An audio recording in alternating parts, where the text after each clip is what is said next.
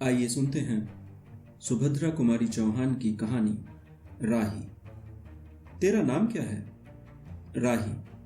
तुझे किस अपराध में सजा हुई? चोरी की थी सरकार। चोरी? क्या चुराया था? नाज की गठरी। कितना नाज था?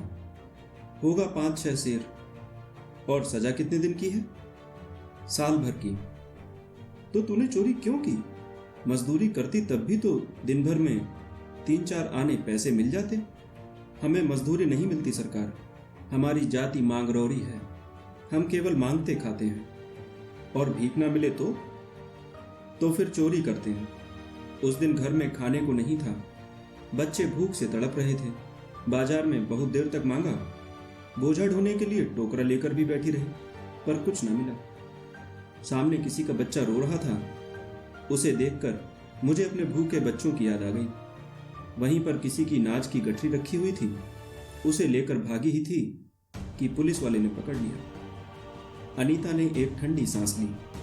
बोली, फिर तूने कहा नहीं कि बच्चे भूखे थे इसलिए चोरी की? संभव है इस बात से मजिस्ट्रेट कम सजा देता। हम गरीबों की कोई नहीं सुनता सरकार। बच्चे आए थे कचहरी में। मैंने सब कुछ कहा पर किसी ने नहीं सुना। राही ने कहा, अब तेरे बच्चे किसके पास हैं? उनका बाप है? अनीता ने पूछा। राही की आंखों में आंसू आ गए। वह बोली, उनका बाप मर गया सरकार। जेल में उसे मारा था और वहीं अस्पताल में वह मर गया। अब बच्चों का कोई नहीं। तो तेरे बच्चों का बाप भी जेल में ही मरा? वह क्यों जेल आया था? अनीता ने प्रश्न किया। उसे तो बिना कसूर के ही पकड़ लिया था सरकार। राही ने कहा, ताड़ी पीने को गया था। 2-4 दोस्त भाई उसके साथ थे।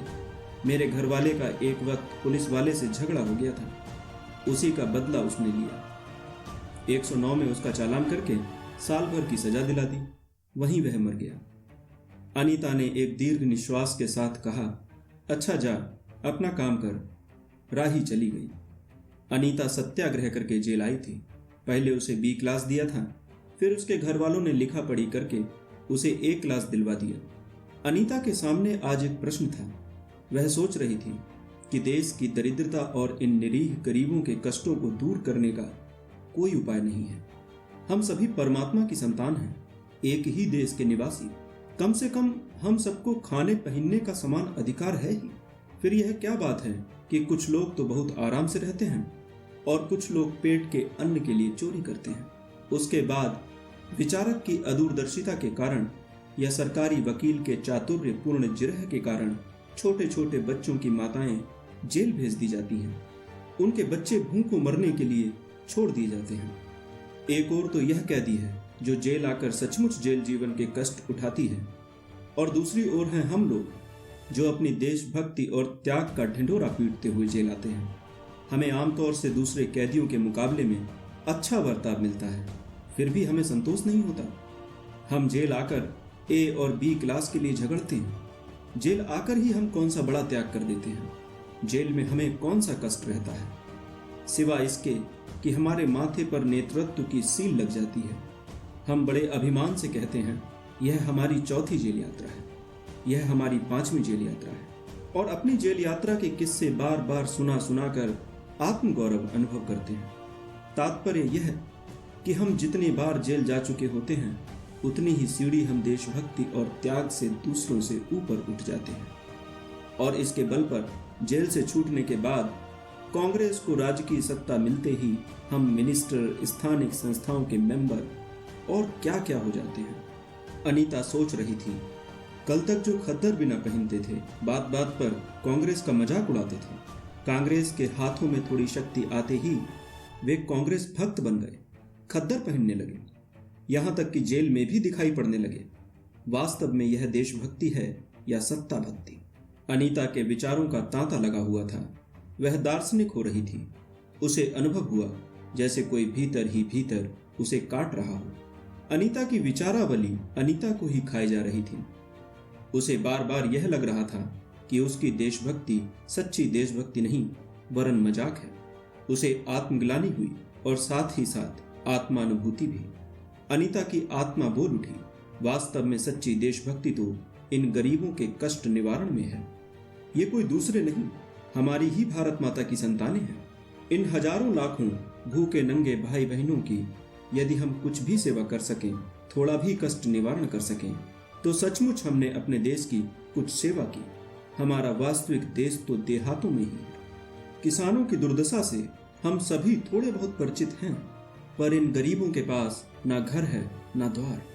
अशिक्षा और अज्ञान का इतना गहरा पर्दा इनकी आंखों पर है कि होश संभालते ही माता पुत्री को और सास बहू को चोरी की शिक्षा देती है, और उनका यह विश्वास है कि चोरी करना और भीख मांगना ही उनका काम है। इससे अच्छा जीवन बिताने की वह कल्पना ही नहीं कर सकते। आज यहाँ डेरा डाल के रहे तो कल दूसरी जगह चोरी की। बचे तो बचे, नहीं तो फिर साल 2 साल के लिए जेल। क्या मानव जीवन का यही लक्ष्य है? लक्ष्य है भी अथवा नहीं? यदि नहीं है तो विचारादर्श की उच्च सतह पर टिके हुए हमारे जननायकों और युग पुरुषों की हमें क्या आवश्यकता? इतिहास, धर्म, दर्शन, ज्ञान, विज्ञान का कोई अर्थ नहीं होता, पर जीवन का लक्ष्य है, अवश्य है। संसार की मृग मरीचिका में हम लक्ष्य को भूल जाते हैं। सतह के ऊपर तक पहुंच पाने वाली कुछ एक महान आत्माओं को छोड़कर सारा जन समुदाय संसार में अपने को खोया हुआ पाता है। कर्तव्य का उसे ध्यान नहीं, सत्य असत्य की समझ नहीं, अन्यथा मानवीयता से बढ़कर कौन सा मानव धर्म है? पतित मानवता को जीवन दान देने की अपेक्षा भी कोई महत्तर पुण्य है? राही जैसी भोली भाली किंतु गुमराह आत्माओं के कल्याण की साधना जीवन की साधना होनी चाहिए। सत्याग्रही की यह प्रथम प्रतिज्ञा क्यों ना हो? देशभक्ति का यही मापदंड क्यों ना बने? अनीता दिन भर इन्हीं विचारों में डूबी रही। शाम को भी वह इसी प्रकार कुछ सोचते सोचते सो गई।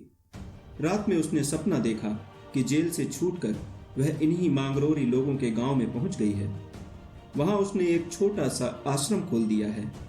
उसी आश्रम में एक तरफ छोटे छोटे बच्चे पढ़ते हैं और स्त्रियां सूत काटती हैं, दूसरी तरफ मर्द कपड़ा बुनते हैं और रुई धुनकते हैं।